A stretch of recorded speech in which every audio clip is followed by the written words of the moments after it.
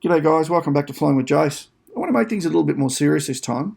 I want to talk about engine failures in recreational aircraft. I wanted to do a little bit of a deep dive, have a bit of a look at some of the techniques and stuff. It's a little bit more serious. There's 3 parts to this webinar, 3 videos, and you never know, it might actually save your skin one day. What are we going to discuss?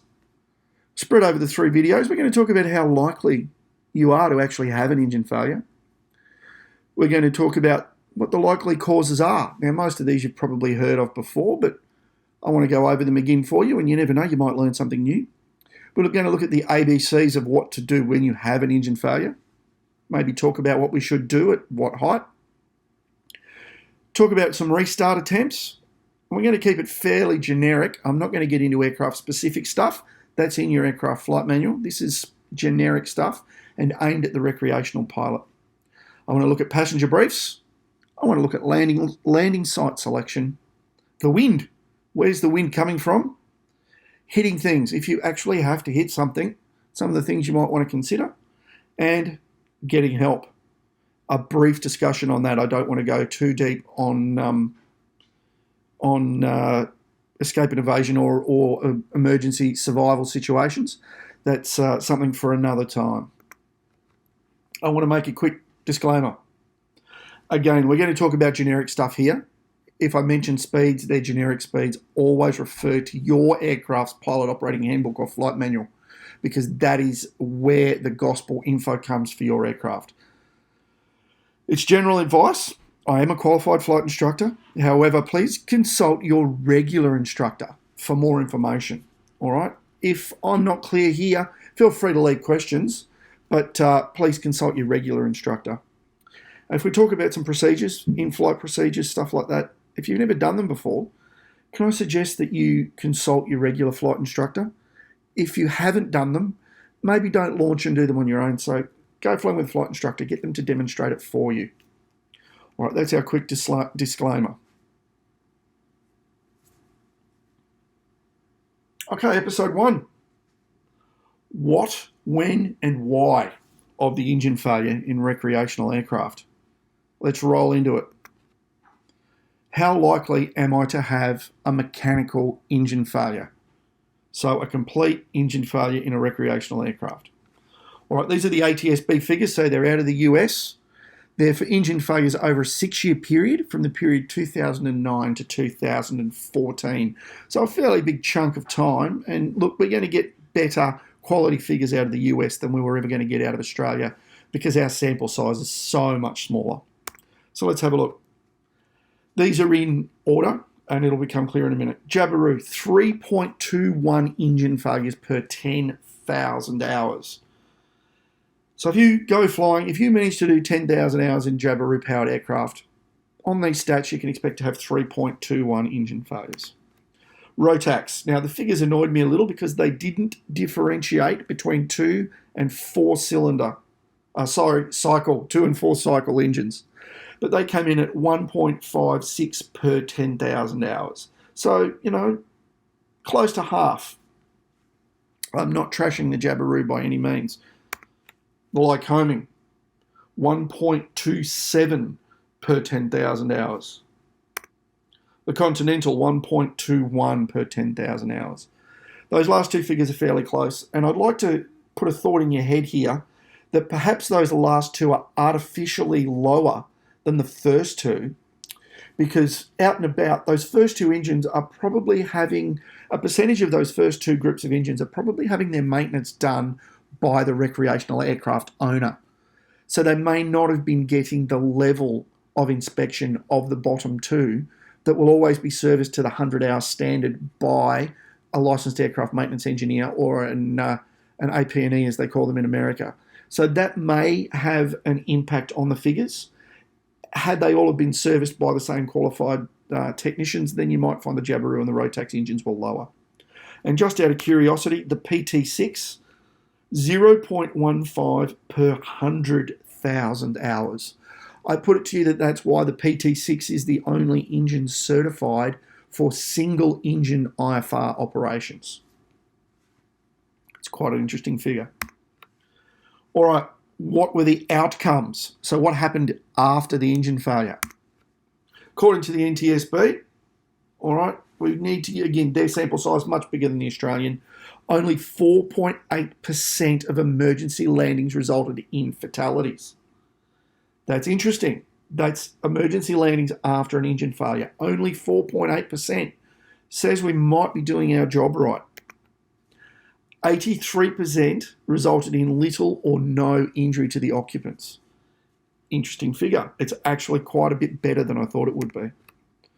Of the fatal accidents, 25% of those fatal accidents occurred following an engine failure on takeoff. So you're far more likely to kill yourself with an engine failure on takeoff. Didn't say how many of them were turnbacks. How many of them were turnbacks? Don't know. Just a thought to put in your head. What factors were most likely to cause me to land an aircraft with limited or no power? These aren't necessarily in any particular order, but what out there was going to cause me to do this? Fuel exhaustion. So fuel exhaustion literally means those fuel tanks were empty. The fuel was exhausted. There was nothing left on board the aircraft. The engine stopped because it ran out of the most important liquid. Fuel starvation. That's different to fuel exhaustion. Fuel starvation, your aircraft has fuel on board. You just didn't get it to the engine. It may be that you have the right tank turned on and the right tank is empty, but there's still plenty of fuel in the left tank. Or it might be that you've turned both tanks off. It may have been a mechanical failure where the fuel line has been kinked off. Some reason or another, that may be one of the causes of engine failure, is your fuel starvation. Plenty of fuel on board the engine, on board the aircraft, you just can't get it to the engine. Misuse of fuel gauges. Okay, whether it be 0 doesn't really equal 0, that a quarter on the left tank equals 0, or people have misread them and it's ended up in fuel exhaustion that they've misread. And a common one that I've seen happen is it goes from a quarter of a tank to empty in about 10 minutes. So you look at your thing, you've got a quarter of a tank left, quarter of a tank right, we should have plenty of fuel. 10 minutes later, you're in fuel exhaustion land. Now remember, by regulations, the only time a fuel gauge has to be accurate is at 0. It only has to equal 0 when there's no fuel in the aircraft. For the rest of that fuel gauge, it doesn't have to be accurate. So relying on your fuel gauge for the amount of fuel remaining on board the aircraft could be a bit of a folly. Fuel pressure issues.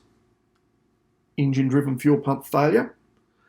Electric fuel pump failure in maybe an injected Rotax. Or you forgot to turn the fuel pump on when you needed high power in an engine that requires the electric boost pump for high power. So fuel pressure issues. Some aircraft have a wobble pump. Maybe changed from a tank that was empty to a tank that was full or had fuel in it, but you had air in the lines. You didn't turn the electric pump on. Caused a fuel pressure issue. What factors were most likely to cause me to land with limited or no power? Continued. Propeller failure. I know of one person that had a propeller failure. He thought it was going to shake the engine out of the aircraft. The vibrations were insane. He couldn't read the instrument panel. He couldn't diagnose what was going on, and it only lost a bit about the size of your palm off the tip of one blade on a 3-bladed propeller. What do you do if your aircraft suddenly and rapidly starts shaking like there's no tomorrow? Stop the rotations. Depend on your aircraft type. An emergency immediate engine shutdown. Fuel off, or ignition off, fuel off, switches off, whatever it takes, stop the rotation. Propeller failure. Be prepared for it and expect that a loud noise and a lot of shaking. There have been cases where, with a full blade failure, the engine has parted company from the aircraft. I suggest you'll have a major CFG issue if that happens. Stop the rotations as quickly as you can. Loss of a propeller or a loss of a blade. Loss of a propeller. We've seen, or there's a few videos getting around there where aircraft have physically lost the whole propeller. It has come off the aircraft. Very high over revving engine. Maybe the governor will catch it, maybe it won't. The initial symptoms might be, what the heck happened? The engine's still running. In fact, it's screaming its head off. Again, your only option there is going to be shut that engine down pretty quickly before you have pistons parting company from the aircraft. That first one, I should have covered failure of constant speed propellers as well. It may fail with oil pressure. And remember, some of these are oil pressure or electric driven. It may fail to the full course position. You would need to know your aircraft pilot operating handbook to know if there's a way to get it out of that. If it fails to the full course position, it may be windmilling under engine power, but not providing anything but torque, not providing any forward momentum at all. It may fail to the full fine. It's up to you to know your pilot operating handbook. Engine internal or catastrophic failures.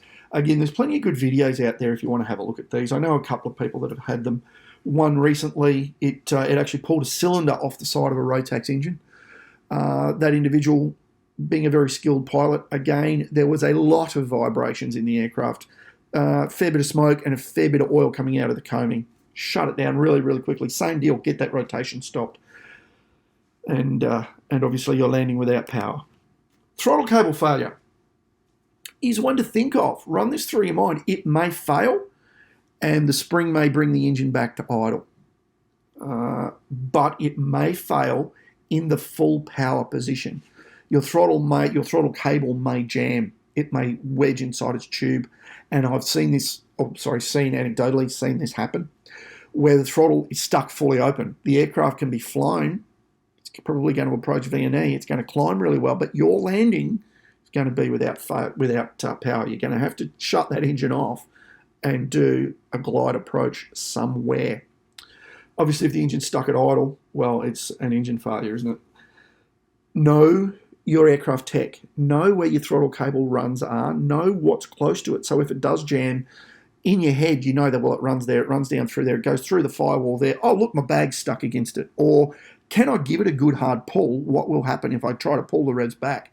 Or if I pull it too far back, and one aircraft I saw, if you pull really, really hard on the throttle at idle, it actually moved the dash just enough to pull the throttle back through the idle stop and shut the engine down. Know your aircraft. In that case, you wouldn't pull really hard on the throttle. Loss of oil.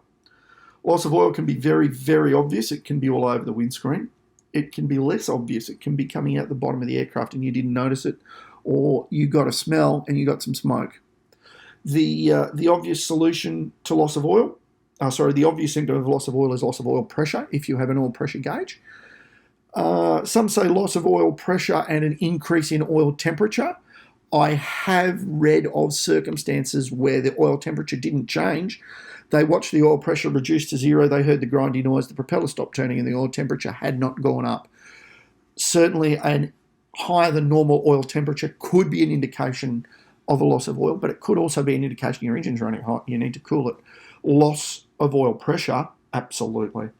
Oil on the windscreen, yep. Oil smoke coming out into the cabin. Any of those symptoms, what are you going to do? You're going to do exactly what your pilot operating handbook says to do for low oil pressure or running out of oil. I put it to you that you're probably going to be shutting the engine down fairly rapidly, and I put it to you that you're going to be conducting a forced landing fairly quickly if there's a lot of oil coming out. You may be, if it's only a trickle, able to head to the nearest place or conduct a precautionary landing. Remember and research the implications on your constant speed propeller. If you have an engine oil driven constant speed propeller, will it drive to full course when it runs out of oil pressure? Will it drive to and feather, or will it drive to full fine? You need to know that. You need to know that from your pilot operating handbook. Oil pressure issues.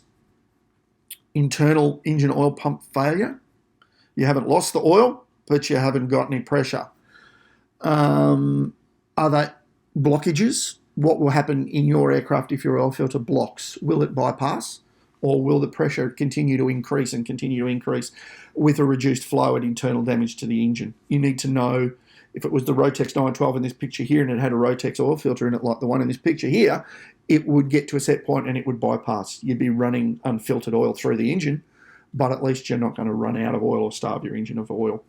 It's going to cause your engine to stop eventually. High temperatures, cranky, grindy noises, and then silence. Loss of coolant. Know your engine. Will it run when it's run out of coolant? Will the Rotax 912 run with no coolant at reduced power enough to allow you to do a reduced power descent and have some power for landing if you need it? Will your engine not run without coolant? I don't know. You need to know your flight manual. You need to know what's going to happen if you see that trickle of green or yellow liquid running up the windscreen, or if your coolant temperature gauge is getting way up where you've never seen it before. There'll be an entry in your pilot operating handbook or your flight manual. Make sure you're familiar with it. For Rotax, you can go to rotaxowner.com. All the flight manual, all the engine manuals are listed on there. Have a good look on there if you like to. Flat battery alternator failure. Is it a fuel-injected Rotax or another fuel-injected engine that requires high-pressure fuel from an electric fuel pump to keep the engine running? If you have an alternator failure or a generator failure, depending on your electronic source, and it runs the battery down, will that result in an engine failure? You need to know that, and that'll be in your pilot's operating handbook. Does it have magnetos? Then it won't care if the if the electric system fails. When will it fail? How long will you have if you have an alternator failure? Information you need to know, and you need to extract that from your pilot's operating handbook. Okay, and now for the last lot of considerations of what factors are likely to cause me to land with limited or no power. I think that photo's a bit of a dead giveaway of what we're going to discuss next. Engine fire. Engine fire is going to cause you to land fairly quickly. Again, your pilot operating handbook is going to have a fair bit in there on what to do if you have an engine fire. I suggest get the fuel away from it as quickly as possible. If you have a mixture to idle cutoff, get the ignition source away by shutting down the engine, turning off the fuel pumps, turning off the electricity. Either way, you're going to be landing pretty quickly. Now, some flight manuals call for a rapid high-speed descent. It's not to blow the fire out, it's to provide it with too much oxygen. Make that oxygen mixture too rich and the fire will go out. So a high-speed descent maybe. I would consider a slipped descent to try and keep the smoke away from the cabin. So maybe conduct a slip descent, but either way, especially if fire's burning through something in the front, you're going to need to get the aircraft on the ground fairly quickly. Make sure you know what your flight manual says. Electrical fire, obvious solution. Get the electricity away from the fire. Hopefully it hasn't started burning through things. As soon as you get that acrid burning smell in the cockpit, especially if there's smoke associated with it, get the electrics away, get the fire extinguisher out if you need to and discharge it. But remember, if you're going to discharge a fire extinguisher, you're going to need windows and doors open because you won't be able to see in the cabin. Probably also want to get windows and doors open so you can blow the smoke out. But electrical fire, again, you're probably going to be landing pretty quickly. Talk to your instructor, look at your pilot operating handbook. There'll be a fair bit in there. Airframe fire, again, have a look. It's probably going to be one of your reasons for a fairly rapid landing. Depending on where it is in the airframe, I would suggest to you you need to get on the ground as quickly as possible, as quickly as if it was an engine failure. If it's in the wings or if it's in a structural area, probably nothing nothing sharp or hard or manoeuvring. Carby ice and induction ice. There's a beautiful photo of carby ice. That carburetor is fully iced up. Does your aircraft get carburetor ice? Is it fitted with a carby de-ice or a carburetor heat control? Do you know where it is? Do you know how to use it? Do you know when you're most likely to get carburetor ice? The CASA produce a beautiful, beautiful graph. Quick rule of thumb, if it's below 12 degrees, 10, 12 degrees, I think is the figure, and you're in visible moisture, or if the dew point and the temperature are very close, certainly if it's below 10 and those two are close, I'd be considering carb ice a potential at even moderate to low throttle settings. That'll vary with some aircraft. They tell me the Rotax doesn't suffer, or the 912 doesn't suffer carby ice. So there's a consideration there. Know your engine, know your pilot operating handbook. Know what to do if you get induction icing. Will it have a suck open door that'll fix the problem automatically, or will you need to manually open the suck open door or manually open the induction door to get it to sort out induction icing? Airframe propeller icing, you're probably going to be descending pretty quickly. Propeller icing causes one hell of a vibration because it's never balanced. It also can block up your inlets to your engine, causing the engine to overheat. It can block up your induction inlet and literally choke your engine out. So if you're in icing conditions, you may want to get out of them pretty quickly in a recreational aircraft. And if you've got any sort of anti-ice system, get them on, including carb head. All right, that's the end of episode 1, folks. Please leave comments, suggestions in the comment section below. Episode 2, will be up very, very shortly. I look forward to continuing the discussion, and I look forward to discussing this with you in person, if so be. Thanks for watching. Chat soon.